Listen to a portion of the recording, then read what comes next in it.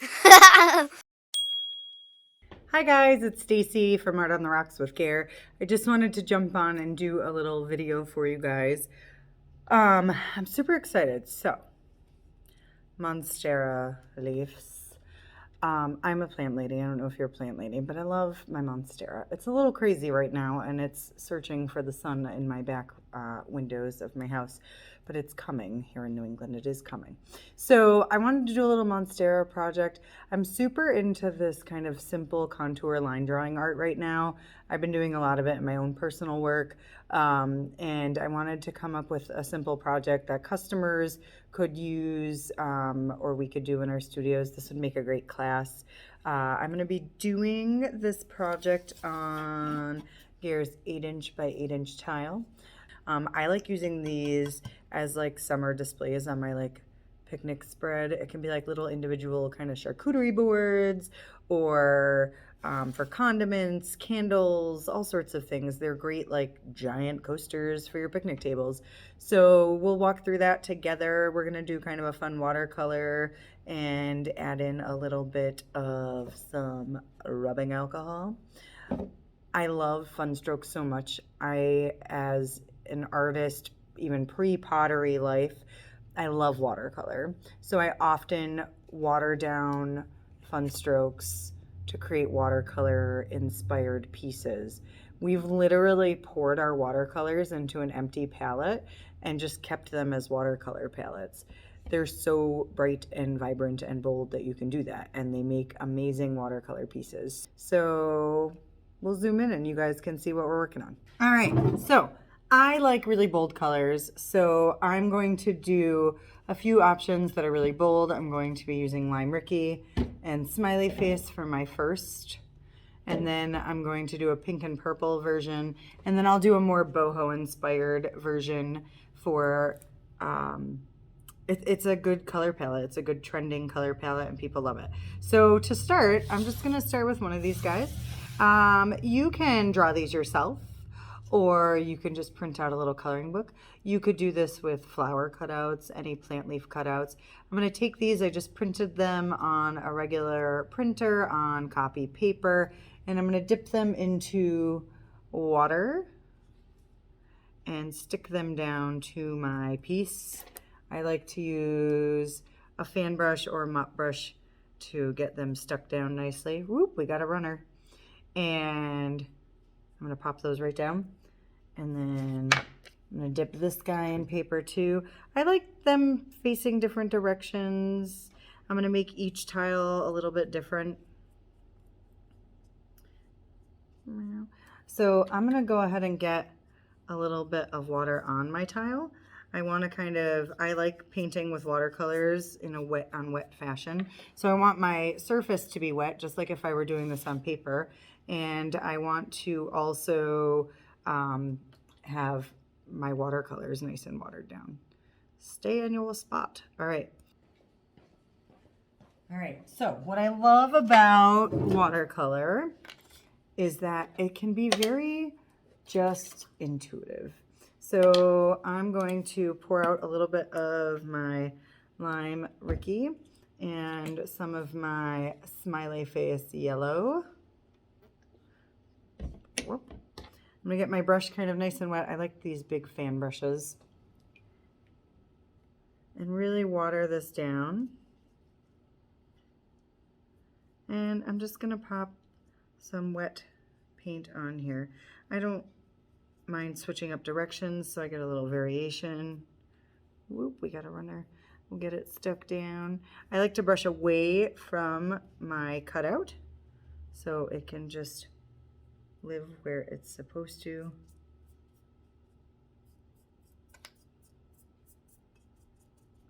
And then with watercolor, I like to really build up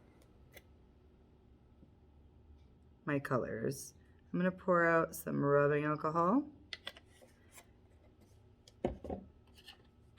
and a little more green paint. Nice and wet and watery. And then I'm going to take my brush and just kind of flick a little bit of my rubbing alcohol on there. And you can see, if you see up close, see where it kind of pools and it's resisting and it creates these little cells that you would see like in a paint pour. I love this look. So it really just does the work for you. I'm going to keep dipping in and watering down my colors quite substantially. And then I like to kind of dab in some new areas. Maybe we go a little full force in some spots. I like to squeeze my brush out. And just, I really think of this style as more kind of science even. It's a great kids project. And I just kind of love to dab it on and see what happens. See what these colors are doing. I like to brush in different textures. I can go a little heavier in some spots and lighter in others. And then I'm going to drip in some of that rubbing alcohol. I'm a fan of flinging paint and the handy dandy toothbrush. You can grab a little bit of that rubbing alcohol and just pull back and spritz a little with your finger. And it really starts to do cool things. I'm gonna let that move around a bit. And I always like to throw in a little bit of a dark color. I can do black or I can do blue. But one of my favorite techniques, grabbing this guy again, I'm gonna grab a little bit of my black lab. And if you pull your finger backwards, like a squirt gun, I'm just gonna throw in a little extra. It's a really easy, simple step, and it's fun to do, and I think people can get carried away quickly. So slow down, check it out, decide if that's enough, and you can start to see some really cool things happening. It's spreading here where it hit the rubbing alcohol, and it's staying more, direct in some spots, brighter and bolder in others, and then you can build up and kind of work back and forth as much as you want to on that. All right, so I'm gonna go ahead and do my next color scheme. Again, I'm just taking my fan brush and making sure these guys are stuck down well with a little bit of water. And I like my wet background. I like kind of taking traditional art ideas that aren't necessarily pottery painting ideas and applying them. So this idea of painting wet on wet watercolor is just a traditional way to paint with watercolor. And we love just kind of seeing what the paint does and letting it work for us, in this case our glaze.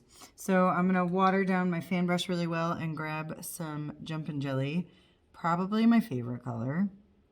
And now again, you can see it already kind of resisting and pooling. I can go a little heavier some places. I like to drag away from my paper just so I know that if I do have a spot where it lifted it all,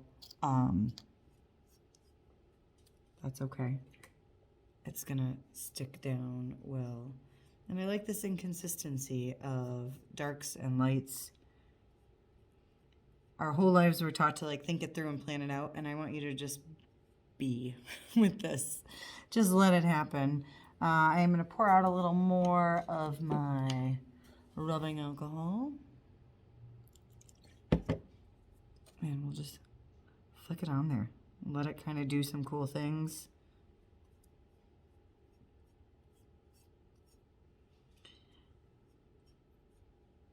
And we'll flick a little more. Oh, we're getting some really cool cells happening. Do you guys see that spread? I love it.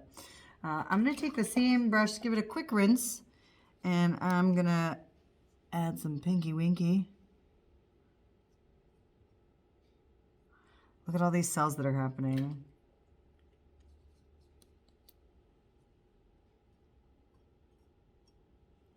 Oh, they're just happening. I love them so much. I'm such a fan of process art.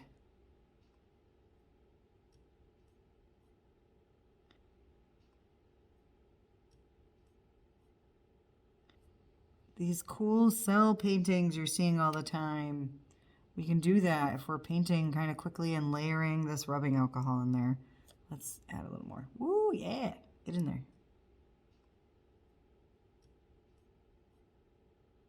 Oh, it's so good. And then I've got a little bit of some Red Rover just for some contrast here or there.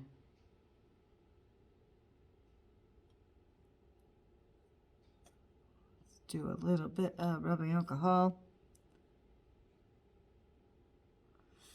Now I'm gonna go back to my toothbrush. I can go back in with black. I'm a fan of putting a little bit of black in everything. Just think it's like a nice contrast. So I'm gonna grab a little bit of black lab and just, I like to throw it in my corners. Cells happening. Can you guys see that texture up close?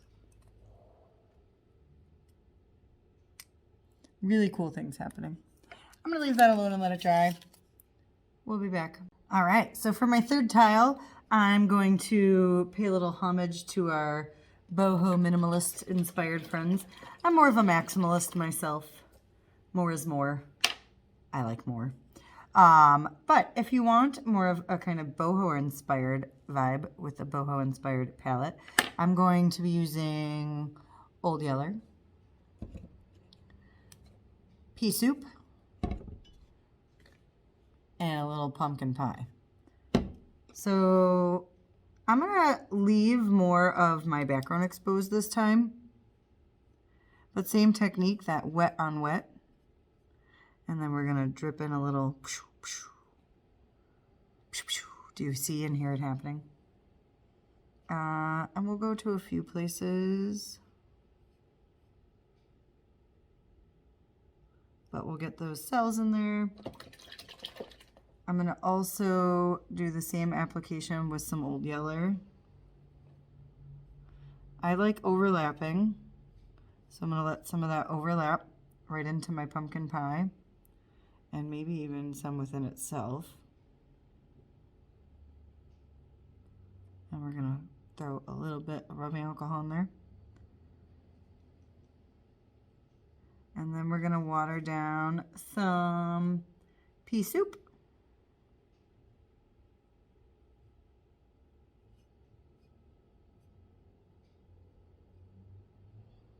And sprinkle some of those cells in there. Now again, I try not to think about this too much. I really enjoy the process of just kind of dropping and dripping the paint on, letting some fun things happen, letting these strokes happen, and then watching kind of what this process creates kind of almost on its own. We're getting some really beautiful textures, we're getting those cells, and this is, again, the more minimalist approach. I'm gonna let these dry and I'll come back with you guys. All right, so I've gone ahead and let these dry. I'm gonna peel off. It's so satisfying to do. And even watered down. Look at how bright all those colors are. I'm gonna peel these guys off. And I'm left with my negative space that was masked off for me by our wet paper. And I'm gonna pop you guys down this way so you can see what we're doing next. Yeah. All right, so I've gone ahead and I had a few of these that I printed out that I kept dry, and I've traced them onto tissue paper with a good old washable marker. So now I'm going to retrace those.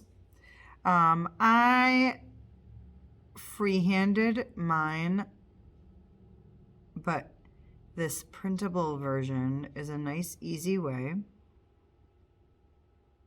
to make sure that customers get a shape they love. When I'm doing this, I just like to lift up a corner and make sure we're transferring, we're good. And I'm just gonna draw in my contour drawing.